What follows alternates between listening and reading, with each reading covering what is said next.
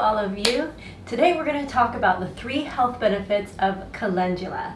And to me, calendula is a very bright and cheery flower. I mean, how do you not look at this and just smile? It's so happy, and it appears for me in the US during the summer months. I know for those of you that live in the southern hemisphere, like in Australia for example, this flower will appear during the winter months for you.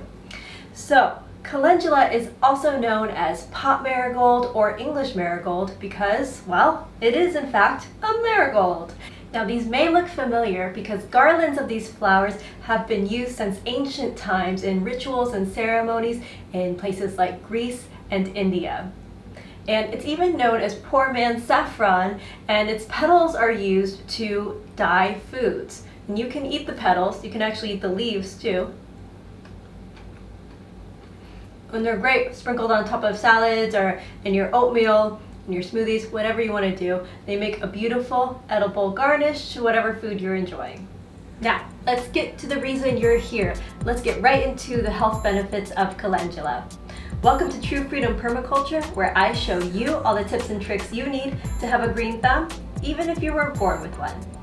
The first health benefit of calendula is its ability to soothe irritated skin.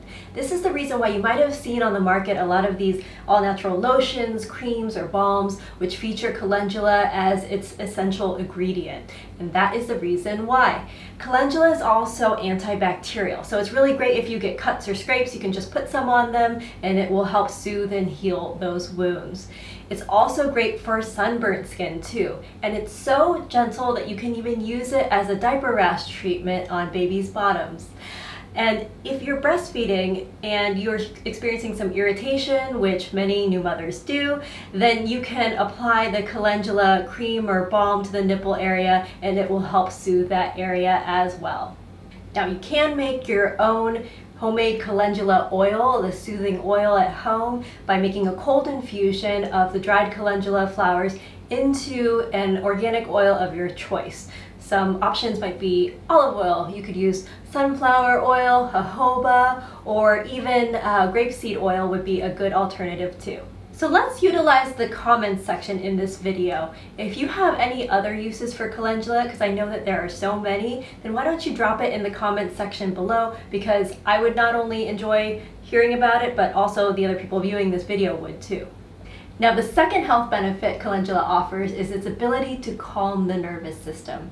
And what you do is you take 1 to 2 teaspoons of the dried calendula petals and let them soak and infuse into hot water for about 10 to 15 minutes. Or you might see my dog here. She has decided she wants to sit on my lap, even though she's not really a lap dog, but she doesn't know that.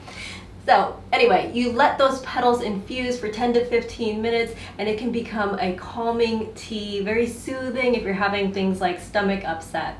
And I always try to sneak this in here when I'm saying these types of things. As always, obviously, check with your medical provider, do your own research, and make sure that it's really something that's going to be suited to your body because people react to things so differently. And I say this now because there are some people for whom calendula is actually causes the opposite effect of what you want, and it can cause nausea and stomach upset, which is something that you never want, but especially when you're trying to treat gastrointestinal issues. The third health benefit we'll discuss today is calendula's positive effect on your body's lymphatic system. And you can think of your lymphatic system as your body's septic system because its job is to remove toxins from the body. Now calendula will actually help stimulate lymphatic drainage and it'll help to keep things moving. And just like you don't want a stoppage in your septic system at your home, you don't want a stoppage in your lymphatic system as well. It's good to keep things up and running. I hope this video has inspired you to give calendula a try in your garden. And if you're not ready to commit to the process just yet, as I mentioned before, there are tons of products which feature calendula, so you could give those a try first to see if it's something worth growing for you. If you're interested in another flower that has amazing properties that shows up during warm weather, why don't you give yarrow a try? If you've never heard of it before, it really has some unique qualities and it's definitely worth having a space in your medicinal garden. You can click on this video coming up and I will meet you over there. I'll see you soon.